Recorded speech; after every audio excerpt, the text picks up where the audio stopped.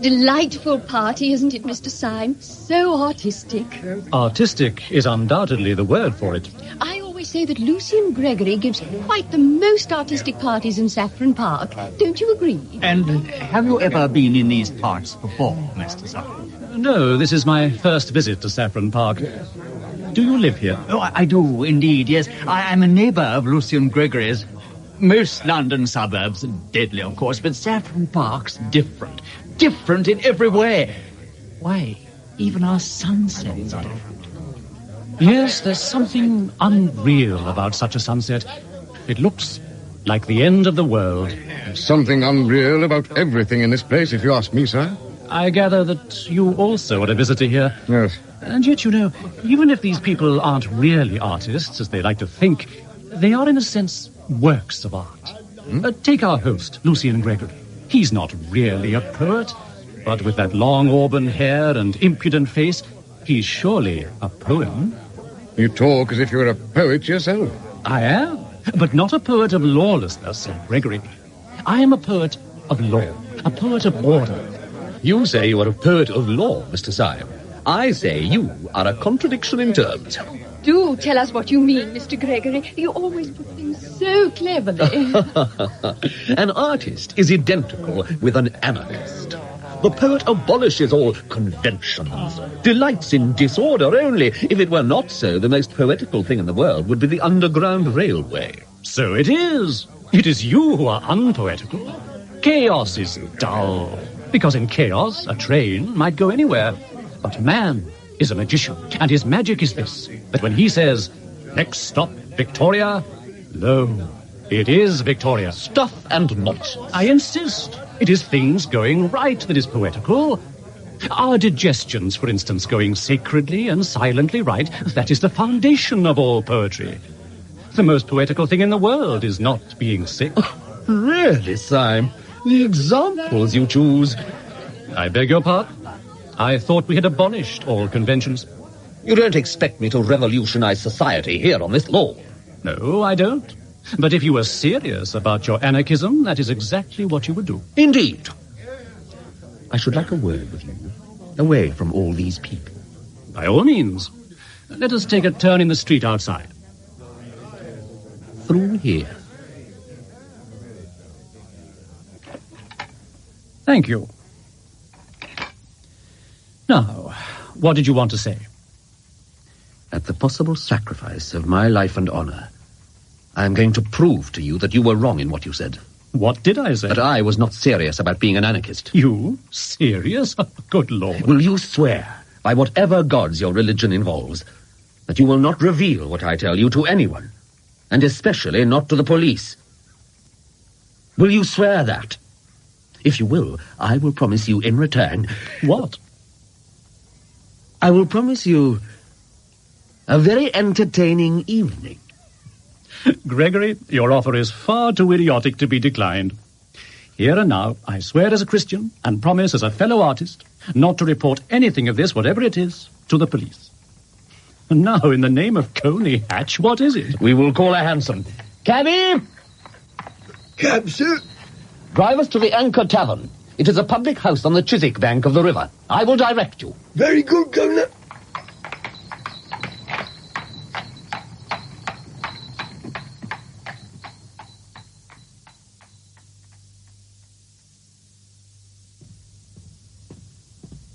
Down here. Can you see where you're going? Just.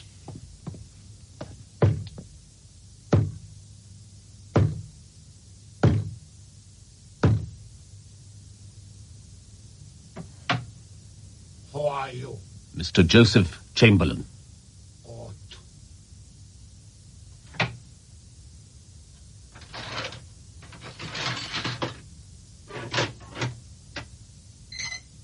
Good heavens. A mere formality. Come in. After you.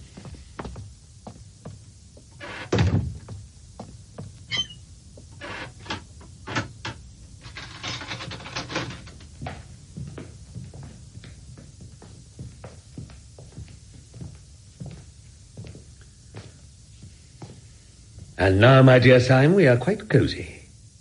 So let us talk properly. A subterranean chamber beneath a particularly squalid beer house is not what I would describe as cosy, but let that pass. This is one of the meeting places of the serious anarchists in whom you do not believe. Does this place strike you as being serious? To judge from the rifles and bombs with which the walls are hung, it would appear to have a moral under all its gaiety. But may I ask you a question? What is it?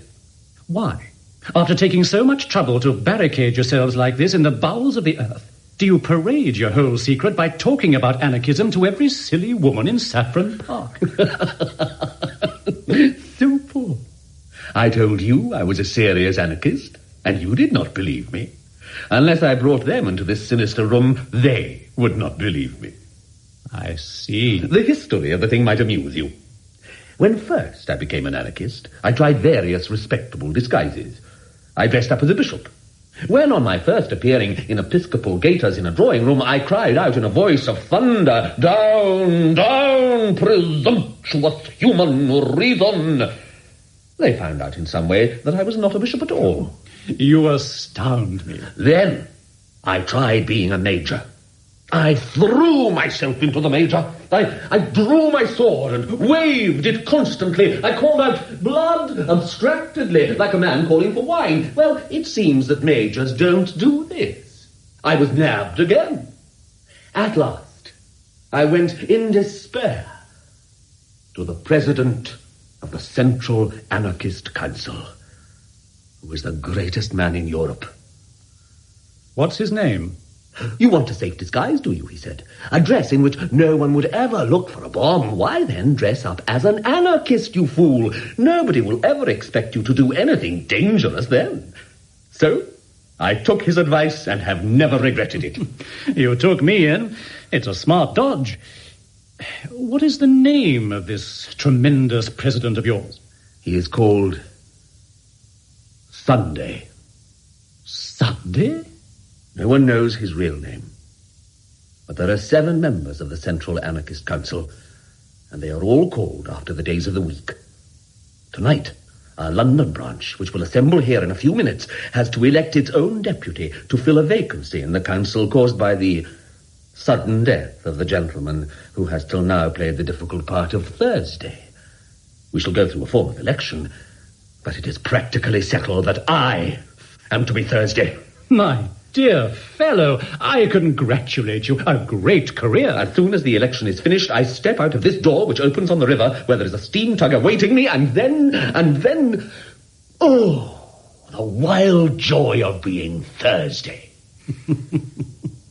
Well, this is the funniest situation I've ever been in all my life. And I'm going to act accordingly. Gregory, I swore before God that I would not tell your secret to the police.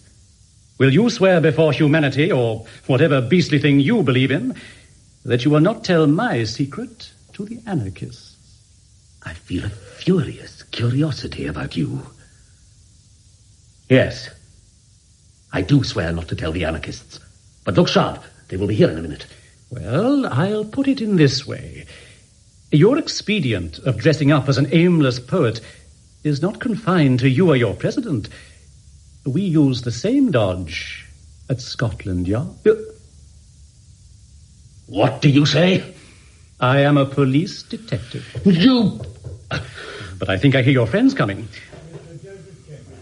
Yes, they're giving the password. You damned spy! You won't live to tell Don't this tale. be a fool! Don't you see that we're both in the same boat? I can't tell the police you're an anarchist. You can't tell the anarchists I'm a policeman. You are not surrounded by inquisitive policemen. I am surrounded by inquisitive anarchists, by a crowd of Joseph Chamberlains. Solemn thought. I cannot betray you, but I might betray myself. Syme. I shall not break my word. Here are your friends. Oh, good evening, Comrade Gregory. I suppose this man is a delegate? Yes. His name is Syme, but I think... It would be hard for anyone who was not a delegate to get past your door. What branch do you represent? I shouldn't call it a branch.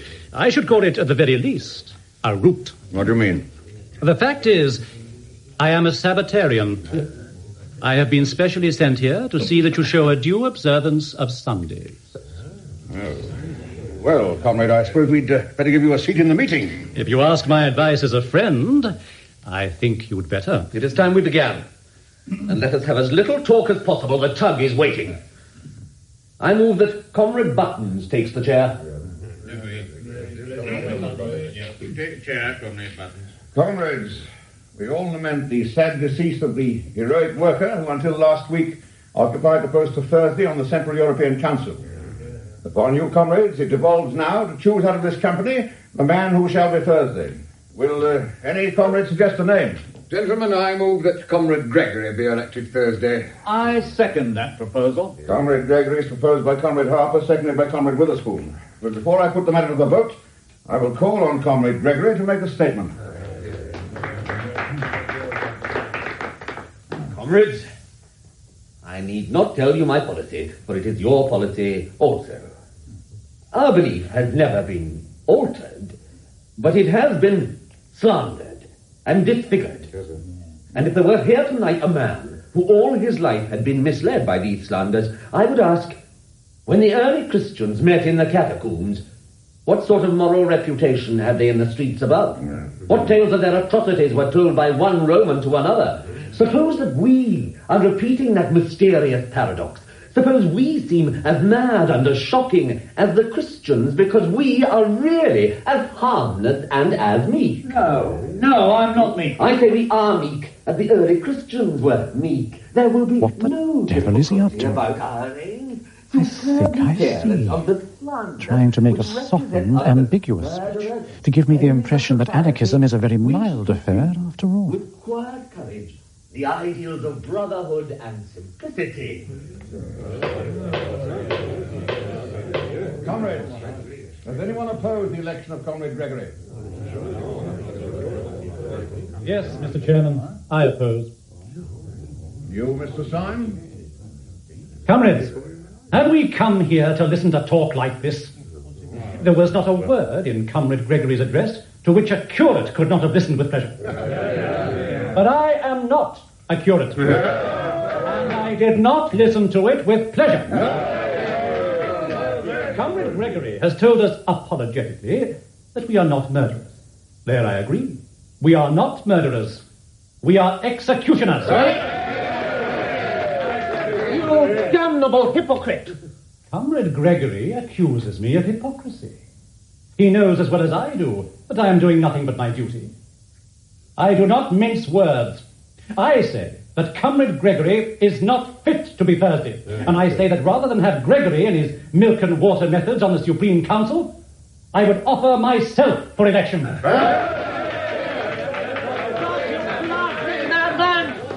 I do not go to the council to rebut the slander that calls us murderers. I go to earn it!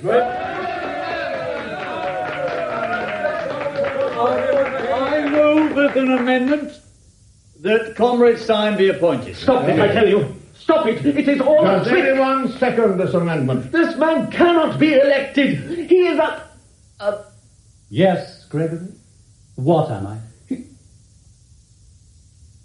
He is a man quite inexperienced in our work. I beg to second the election of Comrade Syme. The motion is that Comrade Syme be elected to the post of Thursday on the General Council. Those in favour? Aye. Those against? Only Comrade Gregory is against.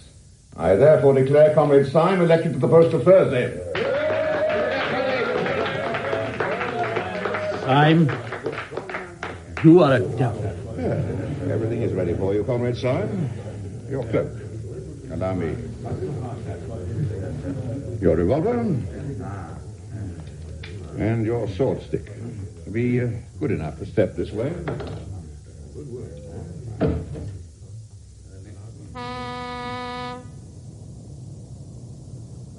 The river. And the boat is waiting for you. I bid you good evening, Comrade Syme. Thank you, Comrade Buttons. Gregory, you are a man of honor. You have kept your word, even to a small particular. There was one thing you promised me at the beginning of this affair, which you have certainly given me. What did I promise you? a very entertaining evening. Good night.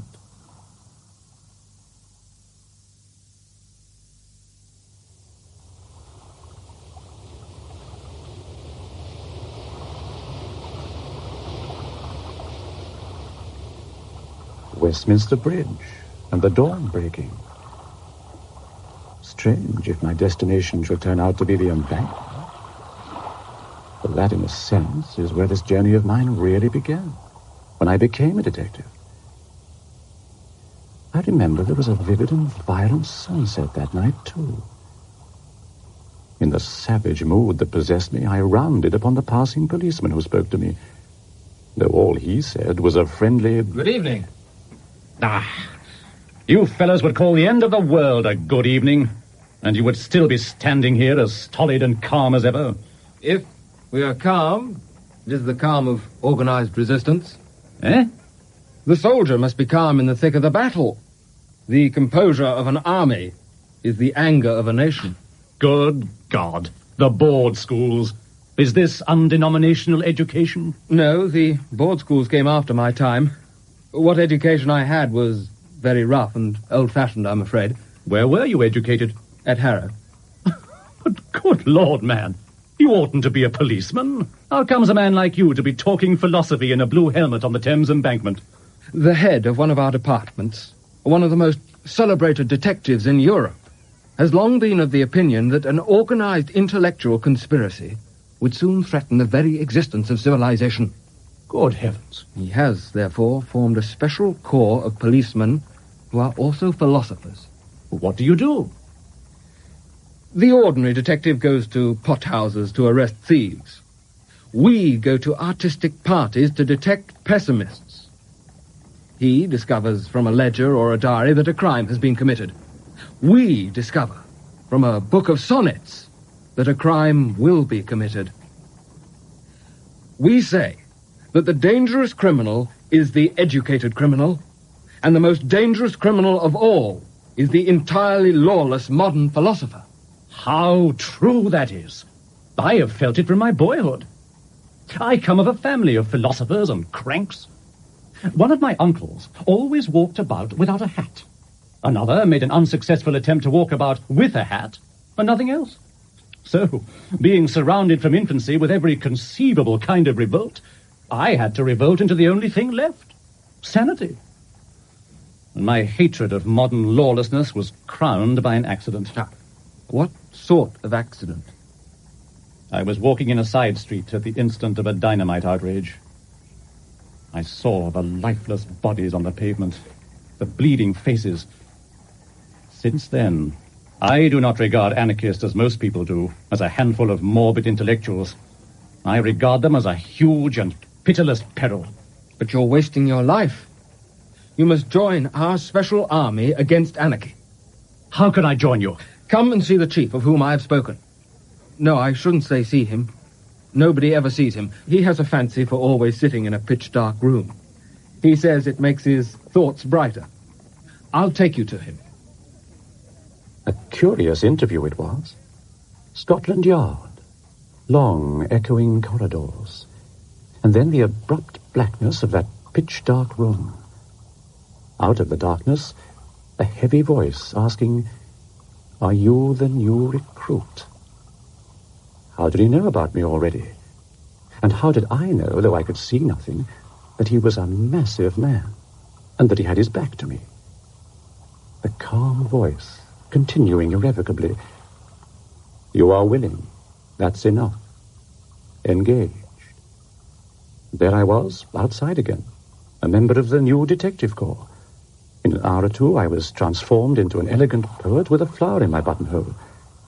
And in my waistcoat pocket, where should be at this moment, yes, here it is, a small blue card, printed with the words, "The Last Crusade," the sign of my official authority.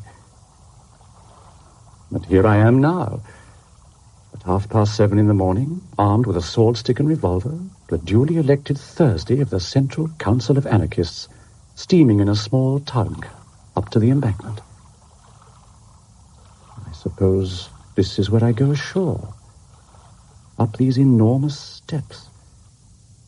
They almost dwarf that man standing there, in a silk hat and frock coat. He must be the man I'm to meet. I'll find out. Excuse me, I have a note from Mr. Buttons. Good morning. Thank you. Good heavens, what a frightful smile. Crooked, all on one side. Yes. This seems to be in order. If we walk up towards Leicester Square, we shall just be in time for breakfast. This is the shortest way, I think. I'd better tell you the President's last notion. He's carrying his policy of concealing ourselves by not concealing ourselves to the most extraordinary lengths. We positively flaunt ourselves before the public. We have our breakfast on a balcony, if you please, overlooking Leicester Square. And what do people say? Quite simple. They say we are a lot of jolly gentlemen who pretend to be anarchists. Oh. And there we are, up there. Ah, I see. The balcony and the breakfast table. And those fashionably dressed and talkative men round the table, they are... They are the European dynamiters in secret conclave. We go in this way. Good morning, sir. Good morning, Alphonse. The gentlemen are upstairs, sir. They talk how they will throw bombs at the kings. Out here.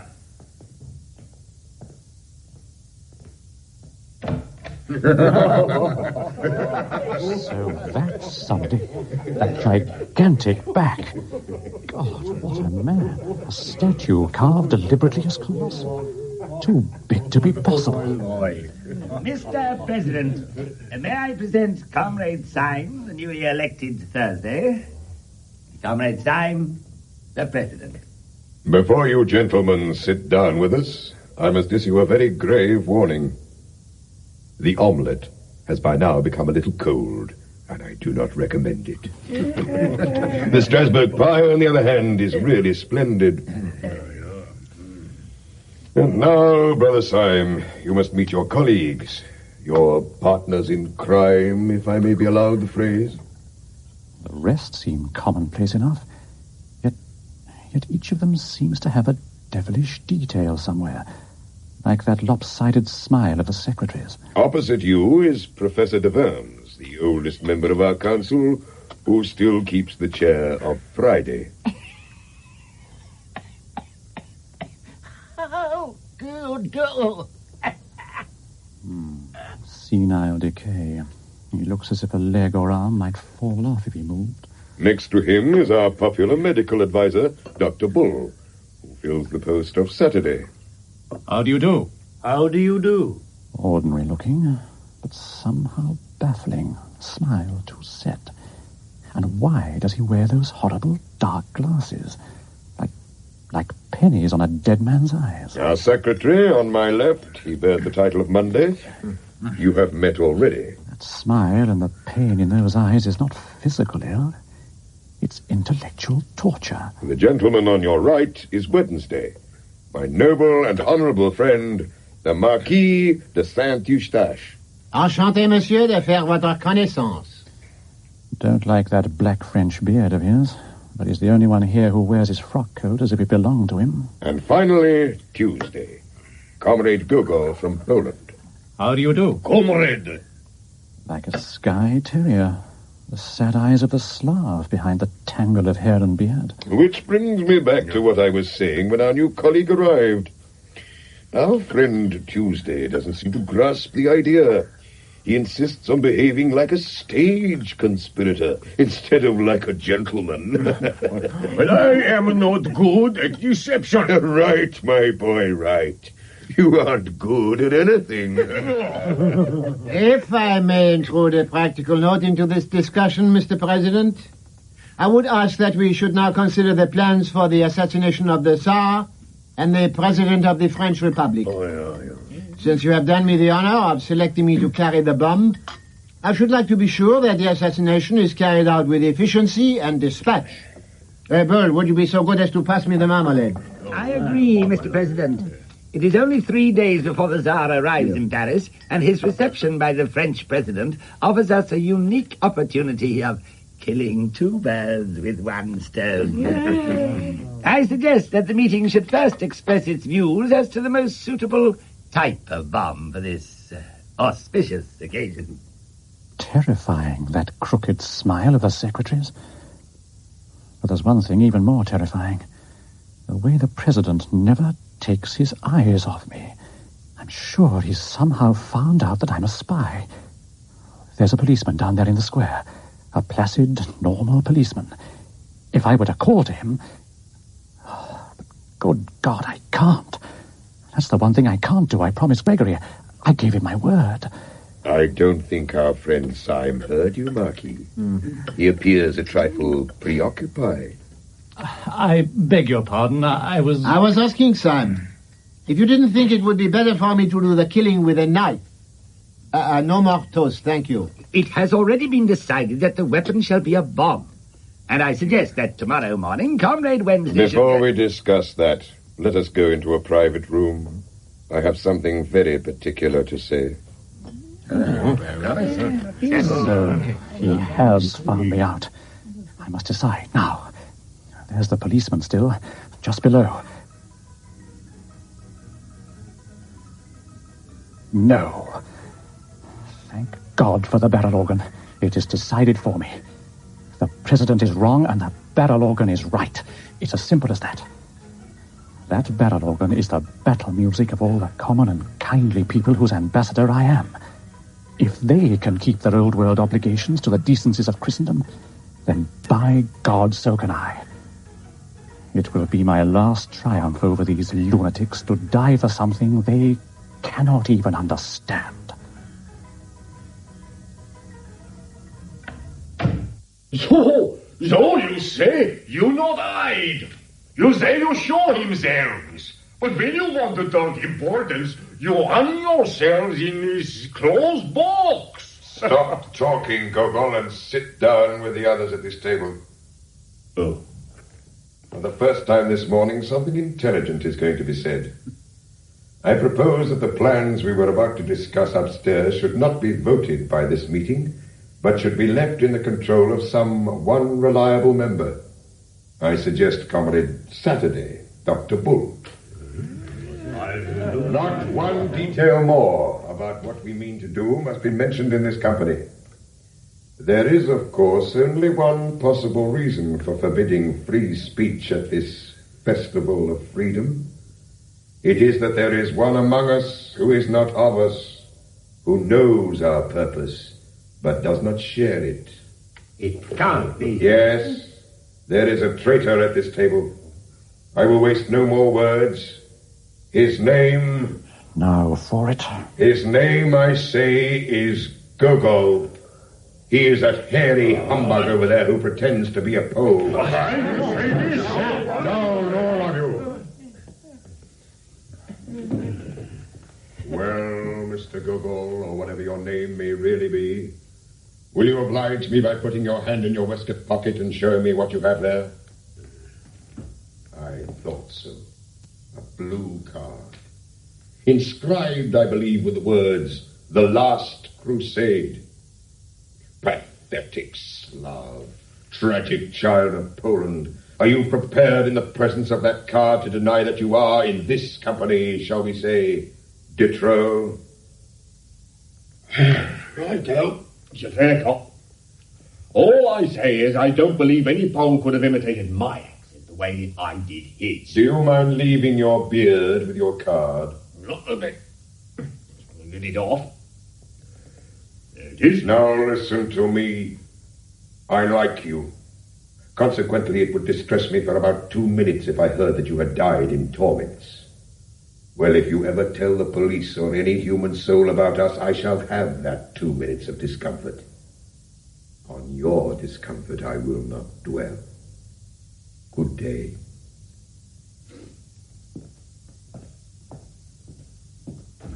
Mind the step.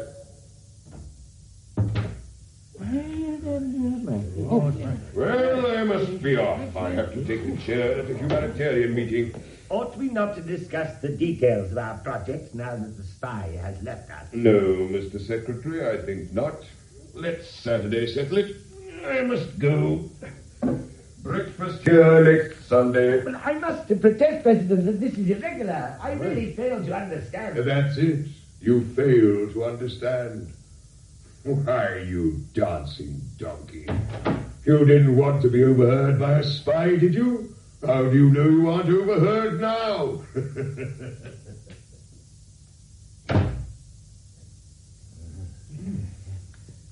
Well, gentlemen, it seems that the meeting is adjourned.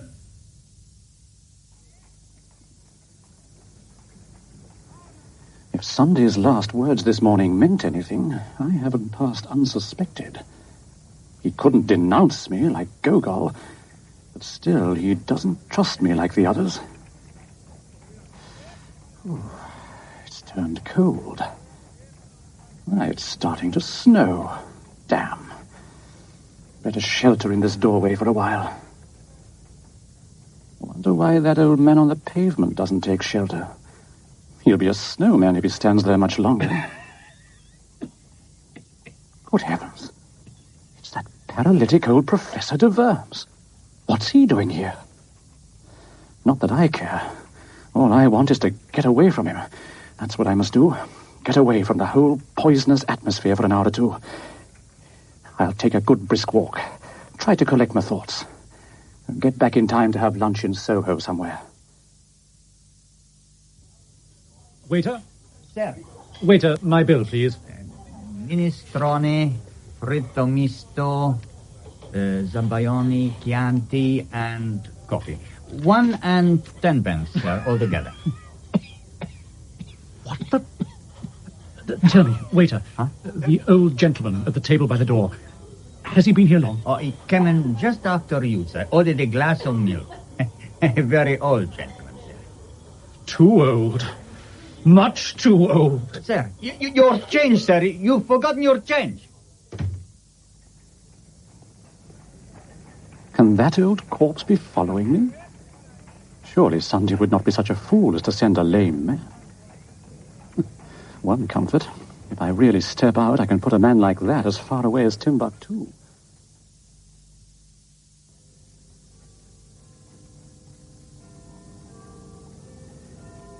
Past 4.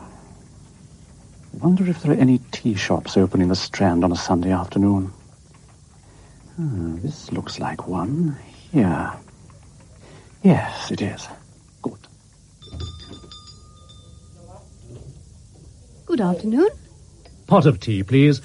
No, I think I'll have some coffee. Black coffee, please. Yes, sir. Yes, sir? A glass of milk, if you please.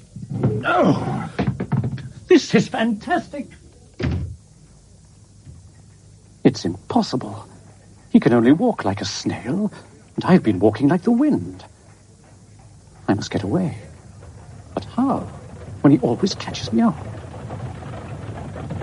Omnibus. That's it. Run. Catch that omnibus. Can I catch it? Run. Run like hell.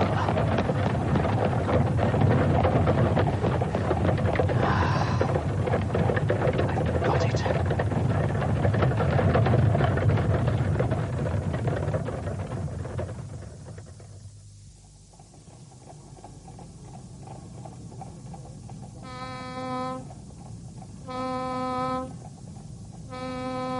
God knows where I've got to. Ought to have asked the conductor when I got off. Docks. Might be Wapping, perhaps. Dismal district, whatever it is. What I need is a drink. Foul-looking tavern, this. But any port in a storm? Beer, please. Pint or half? Make it a pint. What's your friend drinking? What? I should like a glass of milk, please. I don't believe it. I won't believe it.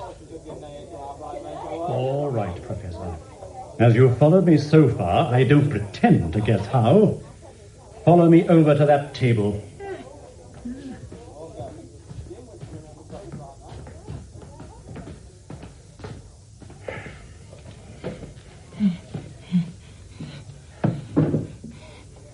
Well? Are you a policeman? A policeman? Whatever made you think I was a policeman? The process was simple enough. I thought you looked like a policeman. I think so now. Ridiculous. Why on earth? Did you hear me ask a plain question, you paltering spy? Are you or are you not a police detective? No, I am not. Oh, that's a pity. Because I am. You are what? I am a policeman.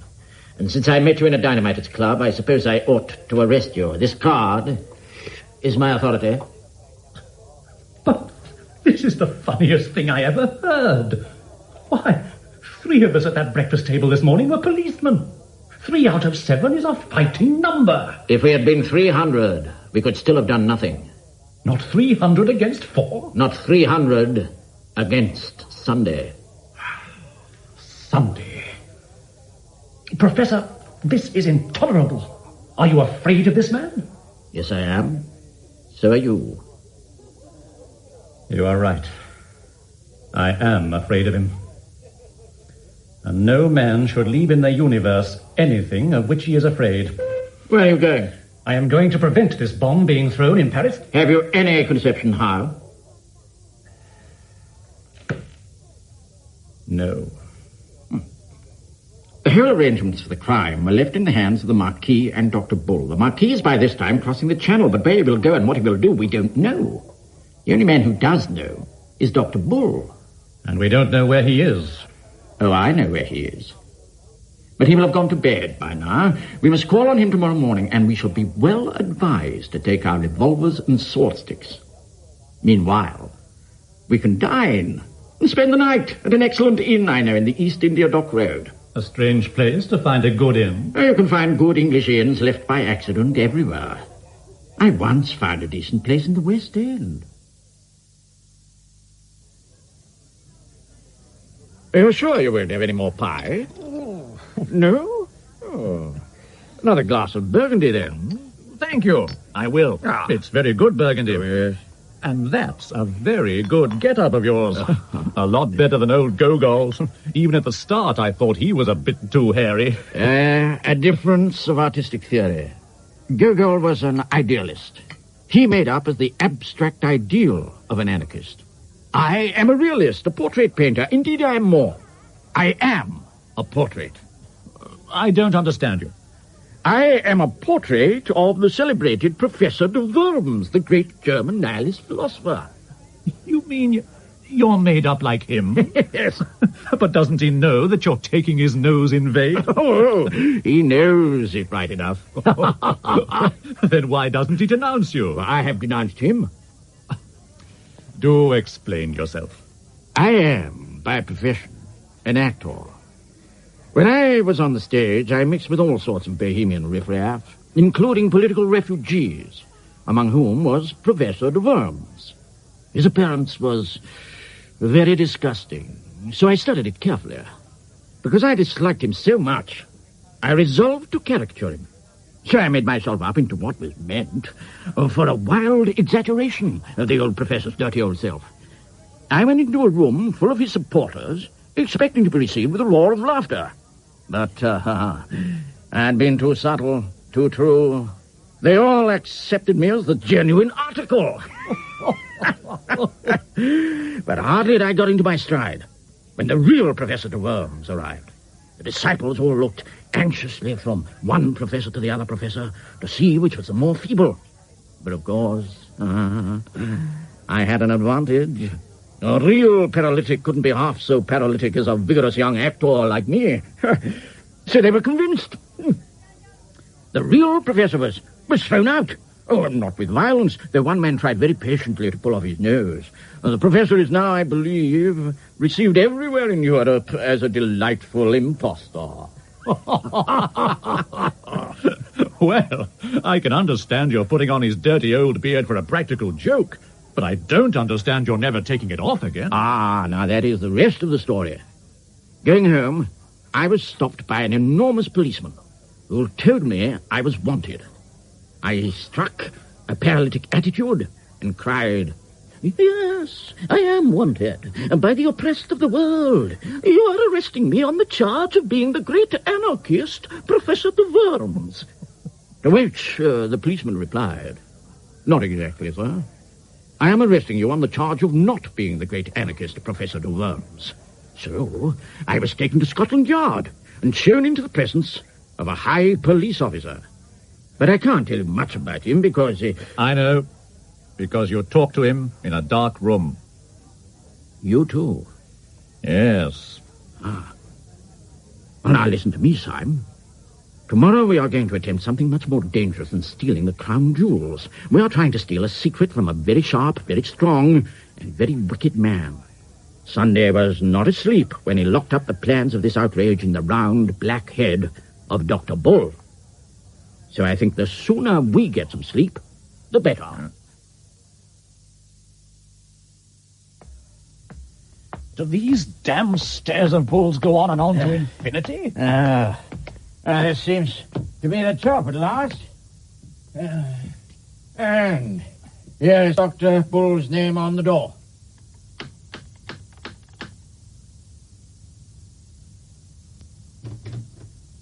Good morning, Comrade Bull. Good morning. Come in and sit down. Those black glasses. They make him look like a death's head. We're sorry to disturb you so early, comrade. You have no doubt made all arrangements for the Paris affair.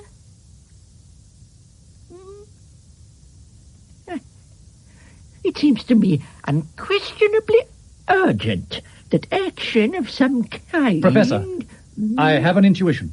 Don't be a fool, Syme. I'm not a fool. I'm a poet. Dr. Bull, would you do me a favor? Would you be so kind as to take off your spectacles? There you are. I knew I was a poet. I knew my intuition was infallible. Look at his face. Look at his collar. Look at his blessed boots. You don't suppose, do you, that that's an anarchist? Syme! Damn it, I'll take the risk myself. Dr. Bull, I am a police officer. Here's my card. And here's mine. Aha! I'm awfully glad you chaps have come. Now we can all start for France together. Yes, I'm in the new detective corps, right enough. But good Lord.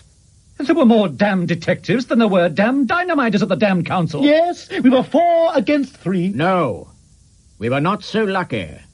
We were 4 against 1. Sunday.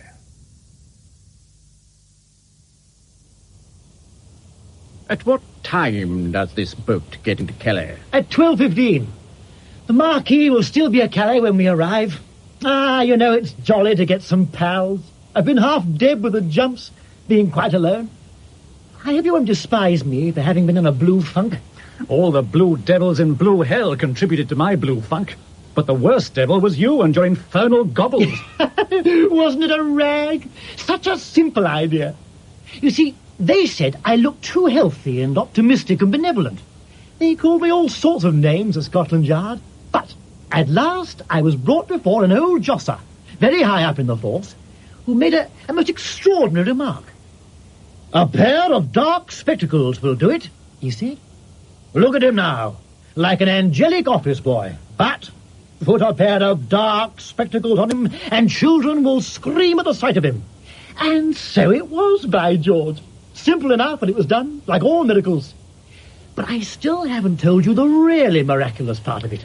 What was that? This big pot in the police who sized me up and knew how the goggles would go with my hair and socks, he never saw me at all. No. We talked in a pitch-dark room like a coal cellar. There, You'd never have guessed that. I could not have conceived it. It is indeed a new idea. Well, what are we going to do when we get to France? Somehow, we must keep the Marquis in Calais and prevent him getting to Paris in time for his appointment. I've turned over 20 schemes in my head, and the only thing I can think of is to take advantage of the very things that are in the Marquis's favour. The fact that he is a highly respected nobleman, has many friends, and moves in the best society. What the devil are you talking about? The Symes are first mentioned in the 14th century, and there is a tradition that one of them rode behind Bruce at Bannockburn. Are you seasick or joking in the wrong place, Symes? My remarks are almost painfully practical. The House of Saint-Eustache is also very ancient. The Marquis cannot deny that he is a gentleman, nor that I am a gentleman. And to put the matter of my social position beyond a doubt, I propose at the earliest opportunity to knock his hat off.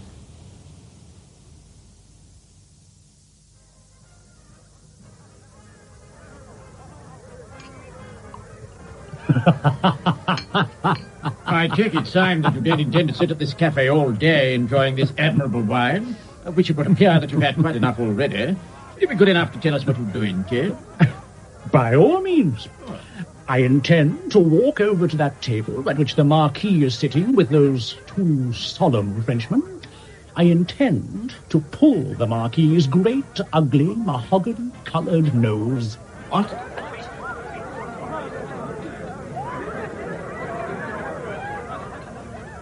Gentlemen. Good afternoon. You are Mr. Syme, I think. And you are the Marquis de Saint-Eustache. Permit me to pull your nose. How dare you? This man has insulted me. Insulted you? When? Just now. He insulted my aunt. Monsieur, how can the Marquis have insulted your aunt just now? He has been sitting here all the time. Ah, it was what he said. I said nothing, except something about the band. Only said that I liked Wagner, played well. That was an allusion to my family. My aunt plays Wagner badly. It is a painful subject. We are always being insulted about it. I believe you are simply seeking a pretext to insult the Marquis. George, what a clever chap you are. Seeking a fight with me? Mon Dieu, there was never a man who had to seek long. This gentleman will perhaps act for me. Let us fight this evening. Permit me to consult for a moment with those gentlemen in whose hands I shall place myself.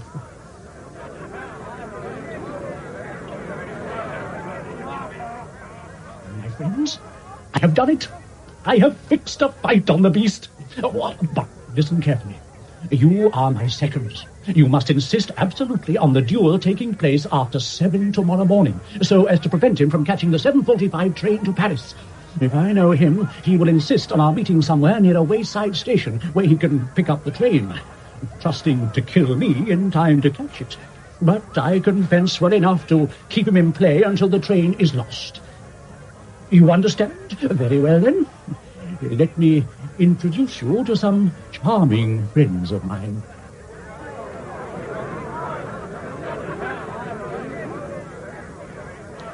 Gentlemen, permit me to present my seconds.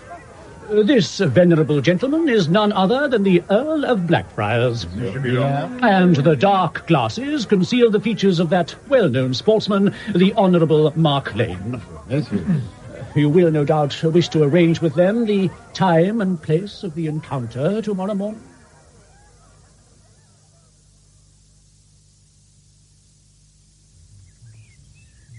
My dear Syme, it's only 10 minutes since I told you the time was 5 minutes to 7.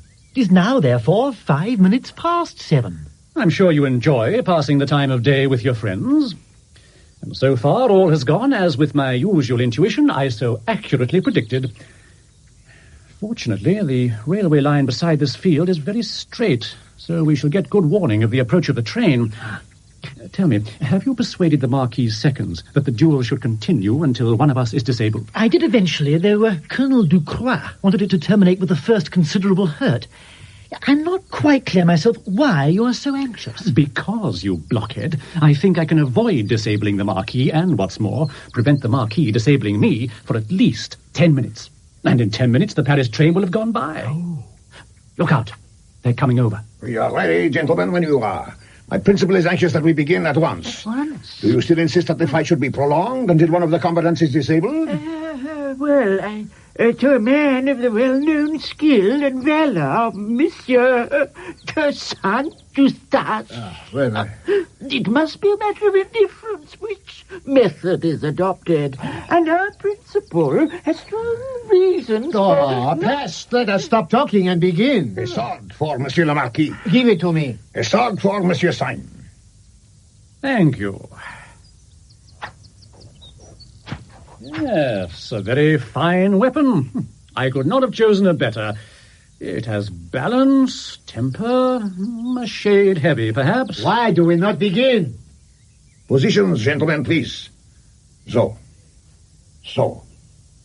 You are ready, gentlemen? So. En garde.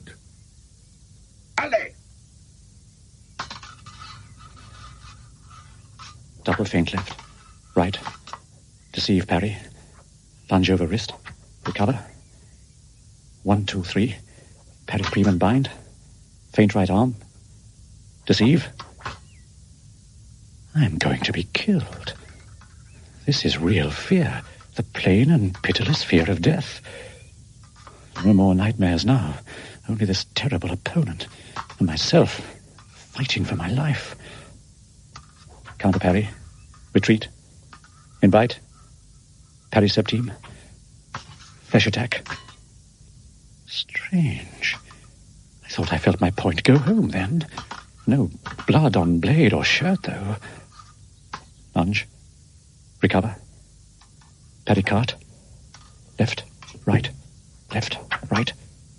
Parry second and bind blade. What's this? Why this sudden frenzy of attack? I know why. Behind me, the Paris train must be in sight. Now's my chance, while his fury makes him wild. Parry-cart, redouble, opening octave, beat blade and lunge. No doubt about that hit. I pierced his body, my sword bent under his weight. Yet why is there no blood on my sword? Recover, feint throat, deceive, lunge. Again. His neck that time, below to jaw. I felt my point enter. And still there is no blood on my sword. And this time I must make certain. Aim at his head and leave a bloody wound on his cheek. Attack. 1, 2, 3. Parry. Volte-a-terre. But there is no blood. Angels and ministers of grace defend us. How can I defend myself against a devil that no sword can wound? At least I can do the one thing Satan himself cannot do. I can die. Stop! I want to say something. What is the matter? Has there been foul play? There has been foul play somewhere. Our principal has wounded the Marquis 3 times at least, and he is none the worse. Let me speak, it is important. Mr. Syme, we are fighting, if I remember rightly, because you expressed a wish to pull my nose.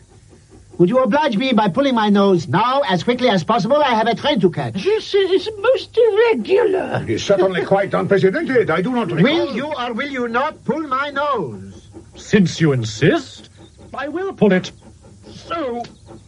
Good God, it's come off in his hand. Oh, if I had known that I was acting for a poltroon who pants himself to fight. Oh, I know. My beard sign, catch. I can't explain now. Can't you see the train is stopping? You shall not go by this train. Infernal places should I want to go by the train? We know all. You are going to Paris to throw a bomb. Going to Jericho to throw a Jabberwock. I don't care if I never catch the Paris train. Damn the Paris train. I care whether the train catches me. And now, by God, it has caught me. What do you mean by saying the train has caught you? I mean everything. And the end of everything. Sunday has us now in the hollow of his hand. Us? What do you mean by us? The police, of course. I am Inspector Ratcliffe. No. What? If you have any doubt about me, I have a card. Oh, not another. Oh, we've got enough of those to equip a paper chase. Oh, mon Dieu, what is all this? Colonel Ducroix, We owe you and your friend an apology. But we are very desperate men at war with a vast conspiracy. A secret society of anarchists is hunting us like hares. That is why we are driven to such disguises as these, for which we apologize. Bon, I accept the apology. But the sight of an acquaintance coming to pieces in the open air is unusual. Colonel de Croix, if you agree with me that our present society is a little abnormal, let us walk back to the town. No, by heaven I won't. If these gentlemen are really in a mess with a lot of low anarchists, I will see them through it. But wait a minute. If this is true, the whole bally lot of us on the council were really detectives, except the president and his personal secretary. Don't you know that Sunday's jokes are always so big and simple that no one has ever thought of them? There were just 5 people, perhaps, who might have interfered with his plans. And the old devil put them all on the Supreme Council to waste their time watching each other. Meanwhile, he was getting control of every cable and steamship and railway line, especially that railway line. Well, it only remains for him to capture this field and all the fools in it. My objection to the arrival of that train was that Sunday or his secretary has this moment got out of it. What? They're a long way off, but there does seem to be a crowd of people moving this way. It was a habit of the late Marquis de Saint-Eustache to carry a pair of opera glasses. Give me those glasses. Yes. Most of the crowd look ordinary enough, but 2 or 3 of the leaders are wearing black half-masks. Oh. As they talked, they smiled, and one of them smiled on one side. Well, the president isn't with them anyhow. We don't amount to much in Sunday's universe. To kill the Supreme Council he regards as a trivial matter, like a postcard. It may be left to his private secretary. Well, if anyone prefers not to be killed, I strongly advise him to walk after me. You see that hill just ahead? Well, below it, the road drops down to the seaport of Lancy. And I think that part of the country is the least likely to be with them. Come on. What could you mean by all this, Marquis? They can't be running the whole world in that way. Not many working men are anarchists, and if they were, mere mobs could not beat modern armies and police. You talk about mobs in the working classes if they were the question. You've got that eternal idiotic idea that if anarchy came, it would come from the poor. Why should it? The poor have sometimes objected to being governed badly. The rich have always objected to being governed at all. Most of Sunday's right-hand men are millionaires. That's how he's got hold of all the communications. That's why we last 4 champions of the anti-anarchist police force are running for our lives. Here they come, moving down the hillside like a well-trained army. We haven't a moment to lose. We'd better keep these 4 dueling swords. They're the only weapons we have. All the more reason for going to see my friend Renard, who lives in that large house there. He is a very fine fellow, and he has a motor car. A motor car! Hurrah for Renard! You can make it 3 cheers if you like. He has actually 3 cars. Oh, well, come on.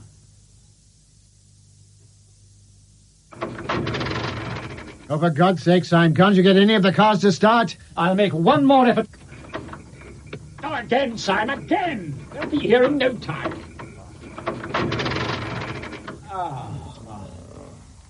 They're here already.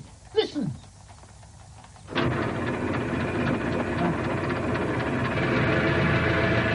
They're off.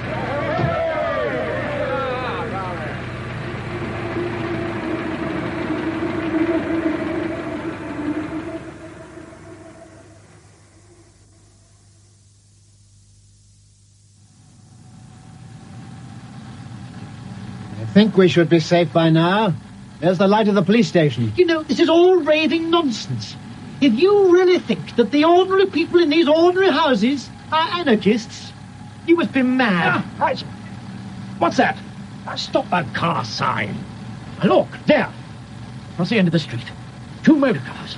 The other 2 cars from Dr. Renard's garage. And they are full of men in masks. Oh, absurd. Dr. Renard would never give them his cars. They may have been forced. The whole town's on their side. Oh, I don't believe it. The plain people of the peaceable Heinstown. Mon Dieu, someone has shot at us. Pray continue your remarks, Colonel.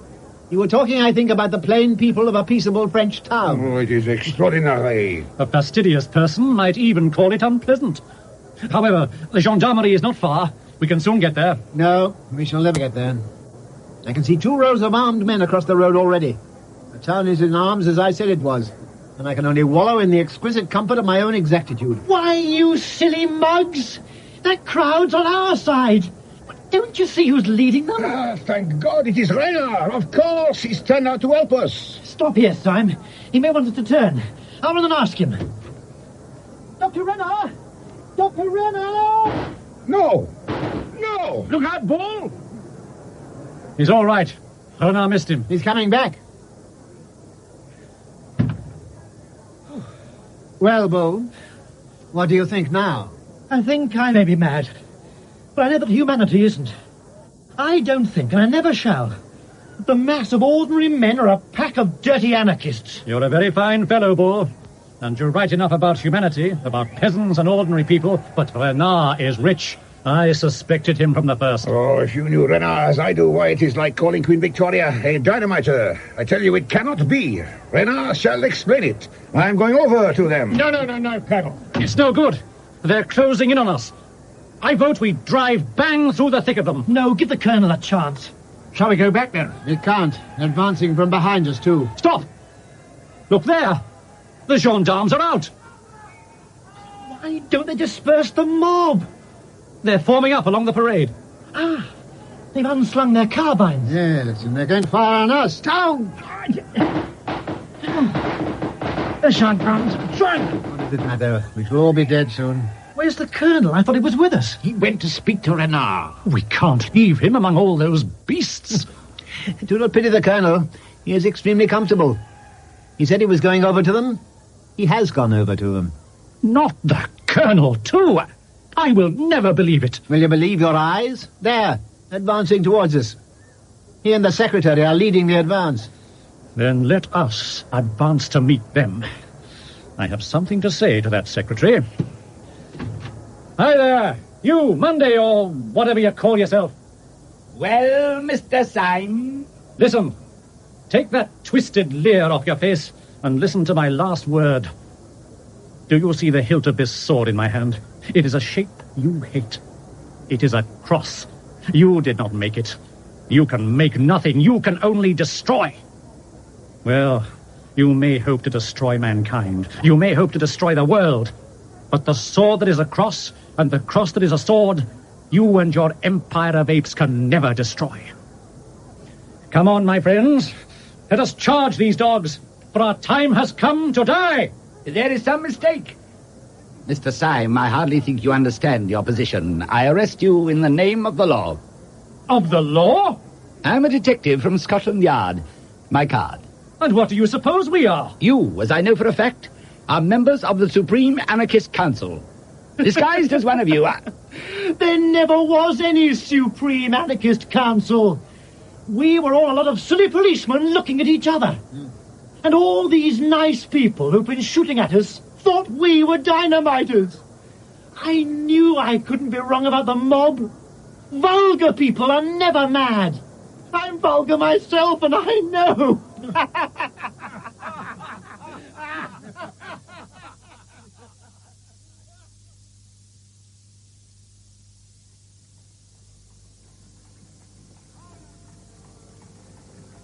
I feel more cheerful this morning, back in dear old London. But we still don't know what it all means. I mean, if we are all harmless policemen, what is Sunday? If he hasn't seized the world, what on earth has he been up to?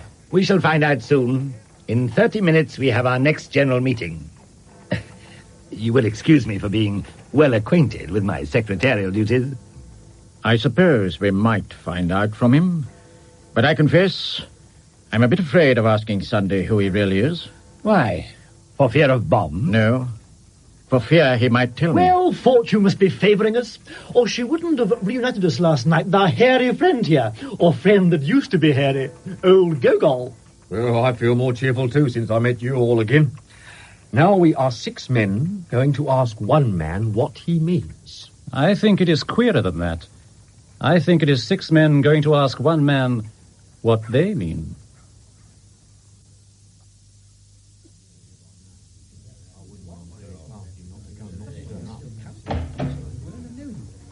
The President. Here he is. Good morning. So pleased to see you all. What an exquisite day. Is the Tsar dead? No, sir. There has been no massacre. I bring you news of no such disgusting spectacles. Disgusting spectacles?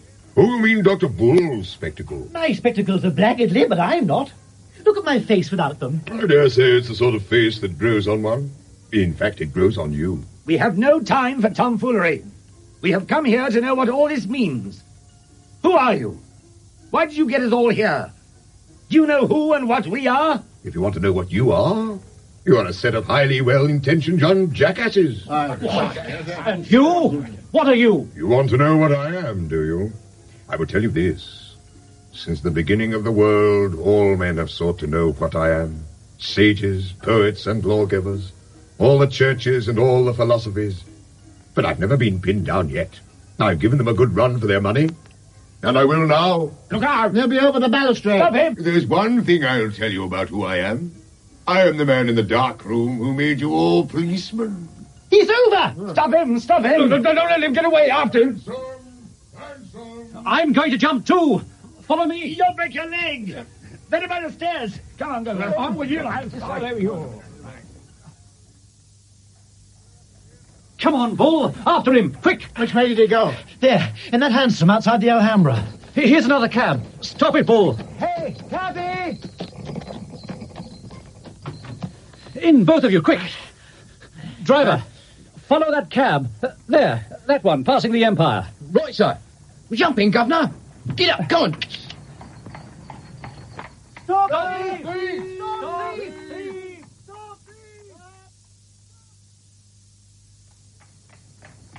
They're closing in on him. His cab's slowing down. It stopped. We've got him at last. He can't get away from us now. He has got away from us. Look, there he goes, over the railings like a huge cat. Hell and damnation. Stop, driver. Stop. This was where he got over. Give me a leg up, one of you. Right. What's on the other side? I can't see anything but trees. But I can hear something, and I don't like the sound of it. Here come the others. What's the matter? Where's Sunday? He hasn't given us the slip, has he? What place can this be? Can it be the old devil's house? I hear the most horrible noises, like devils laughing and sneezing. His dog's barking, of course.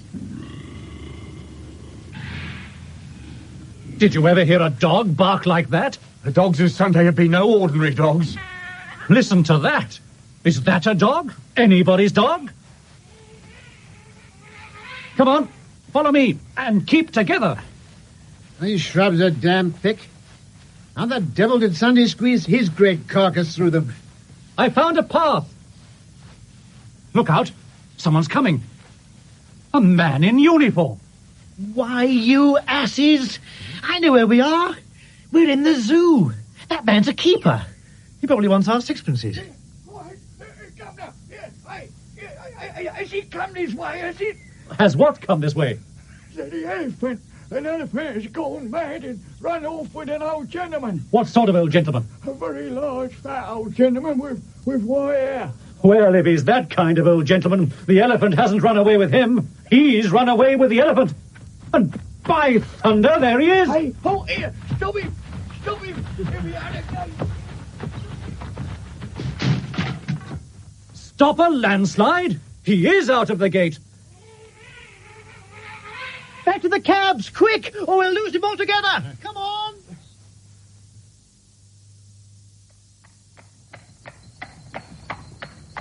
We must have chased that infernal elephant half across London. Where the devil are we now? Look, there's a captive balloon and the top of the Great Wheel. It must be Earl's Court. First the zoo and now the exhibition. Sunday seems to be living entirely for pleasure. I wonder what the price of admission is for an elephant. They haven't admitted it. There it is outside that turnstile. The devil take the elephant. Where's its rider? You there! You! Where is he gone to? Gentleman rushed into the exhibition, sir. Funny gentleman, sir. Asked me to hold his horse and gave me this pachyderm, sir. And a letter addressed to the Secretary of the Central Anarchist Council. Monday. I'll take it. Give it to me.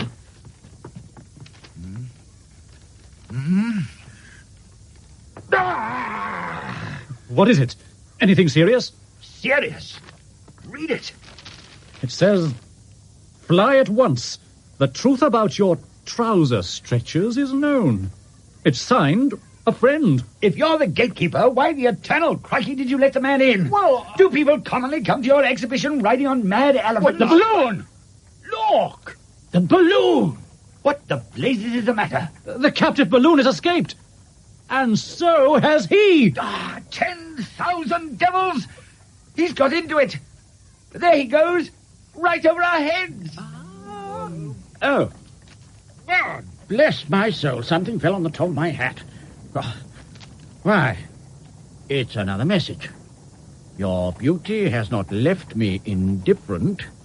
Little snowdrop. We're not beaten yet. The blasted balloon must come down somewhere. Let's follow it.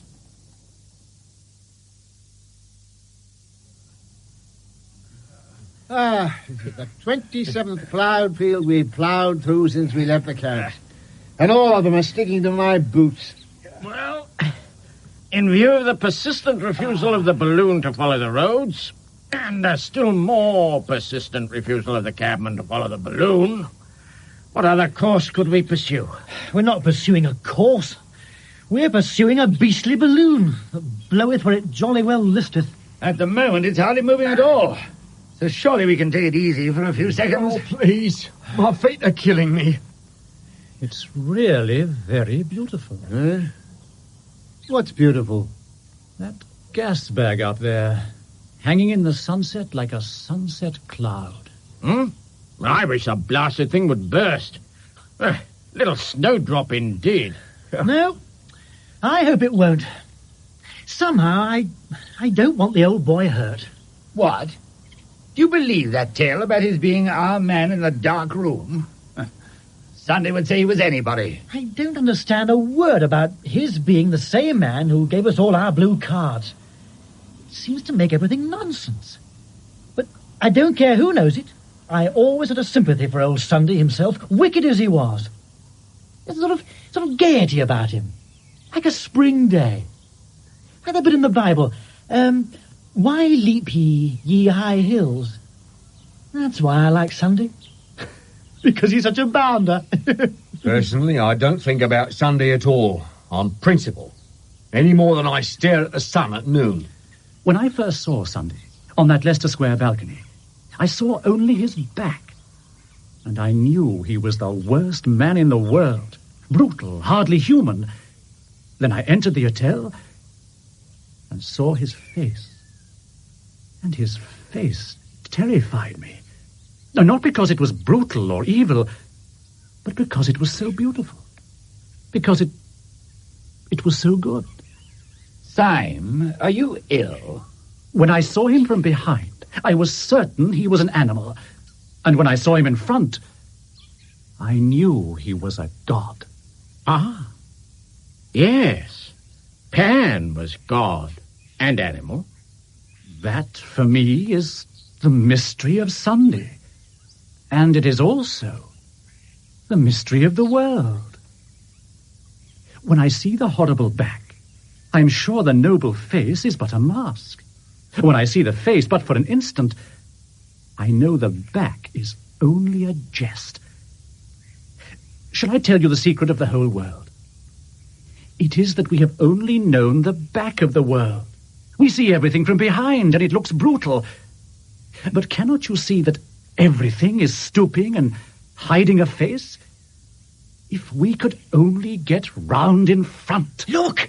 The balloon's coming down into the trees. He's dead. Now I know he was my friend. My friend in the dark. Dead? Not he. If he's been tipped out of the car, we shall find him rolling like a goat in a field, kicking his legs for fun. Clashing his hooves, like Pan. Oh, Pan again. You seem to think the Pan is everything. Oh, so he is. In Greek, Pan means everything. It fell over there. We must find it. Oh, if he has cheated us all by getting killed, it would be like one of his larks. One moment, Syme. Here's someone coming to meet us. Like an ambassador or something. In old-fashioned knee breeches. Gentlemen, my master has carriages waiting for you in the road just by. Who is your master? I was told you knew his name. Where are these carriages? They have not been waiting long. My master has only just come home. Show us the place. If you gentlemen will follow me.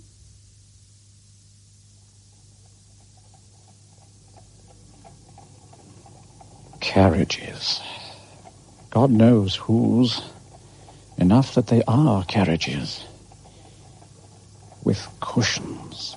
Oh, the comfort of carriages and cushions after our endless journey. Endless? Perhaps this is really journey's end.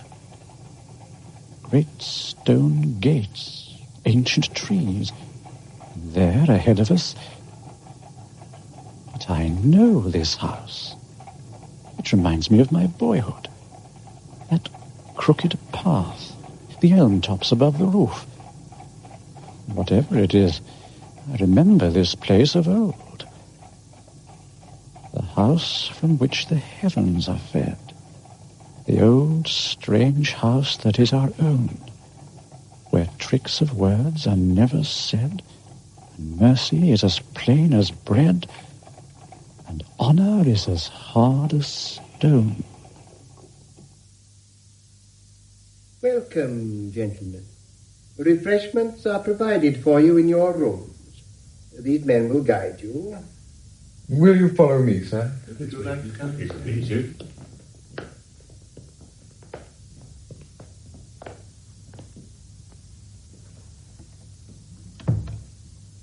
I have put out your clothes, sir. Clothes? I have no clothes, but these rags and tatters. My master asks me to say that there is a fancy dress ball tonight, and that he desires you to put on this costume. And here is a bottle of Burgundy and some cold pheasant, as it is some hours before supper. Cold pheasant is a good thing, and Burgundy is a spanking good thing. But really, I don't want either of them so much as I want to know what the devil all this means, and what this costume is supposed to be. You 6 gentlemen are wearing the costumes of your days, sir. So you're to be dressed as Thursday. Shall I help you on with it, sir? Yes, hitch the bally thing on. But why should I be particularly like Thursday in a green robe affair, spotted all over with the sun, moon, and stars? These orbs, I think, shine on other days. I once saw the moon on Tuesday, I remember. I do beg your pardon, sir. A Bible also provided for you. Bible? This is the bit here, sir. Genesis chapter 1, verse 16. And God made 2 great lights, the greater light to rule the day, and the lesser light to rule the night. He made the stars also, and God saw that it was good. And the evening and the morning were the 4th day. The 4th day? Thursday. And I am the man who was Thursday. Yes, sir. Will you join the company now, sir? They are waiting for you downstairs. This way, sir.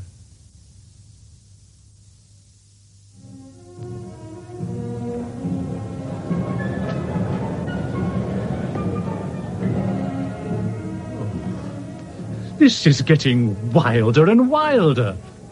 Who are all these crowds of people? What are these lights, this music? Above all, who is this benefactor who provides cold pheasant and Burgundy and green clothes and Bibles? Does he provide everything? Yes, sir. Everything. Everything. Everything. Everything. Everything. There is one sin to call a green leaf grave, whereat the sun in heaven shuddereth. There is one blasphemy, for death to pray, for God alone knoweth the praise of death. There is one degree, beneath no world terror's wing, apples forget to grow on apple trees.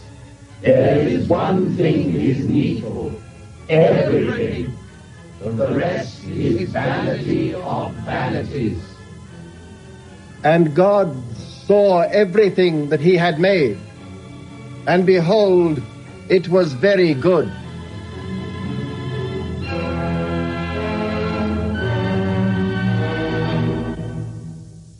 And on the seventh day, which is Sunday, God ended his work which he had made.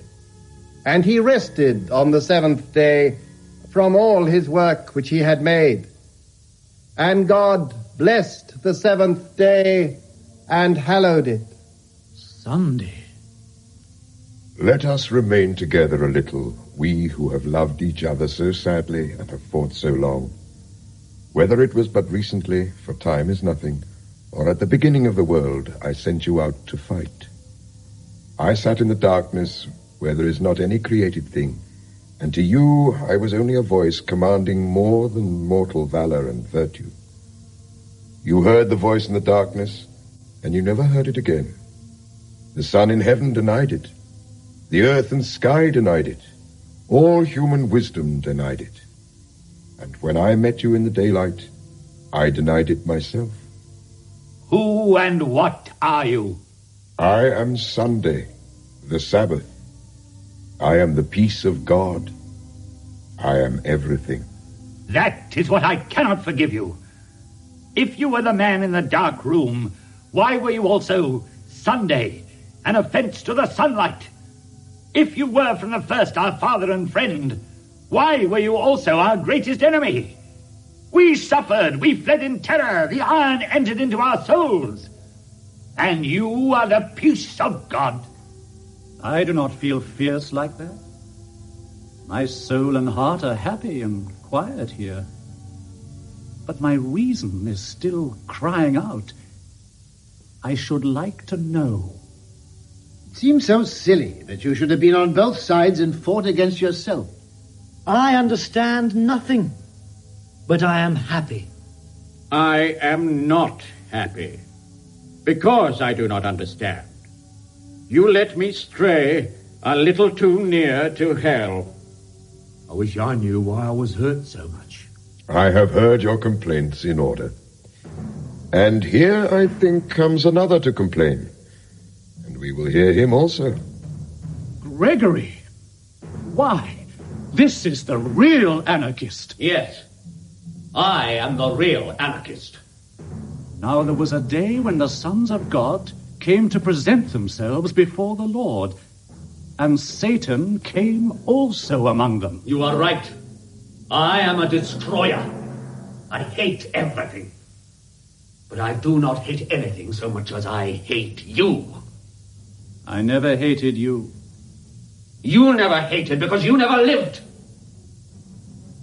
I know what you are. All of you. You are the people in power. You are the law, and you have never been broken. You sit serene and safe in great chairs of stone, and you have never come down from them. You are the 7 angels of heaven, and you have had no troubles. Oh, I could forgive you everything. You that rule all mankind, if I could feel for once that you had suffered for 1 hour a real agony such as I... Stop! I see everything. Everything that there is. Why does each thing on the earth war against each other thing? Why does each small thing in the world have to fight against the whole world itself? For the same reason that I had to be alone in the dreadful council of the days, so that by tears and torture we may earn the right to say to this blasphemer, "You lie. We also have suffered." It is not true that we have never descended into hell. I can answer for every one of these great guards of law whom he has accused. At least, for all but one. You, master of us all. Have you ever suffered? Can ye drink of the cup that I drink of?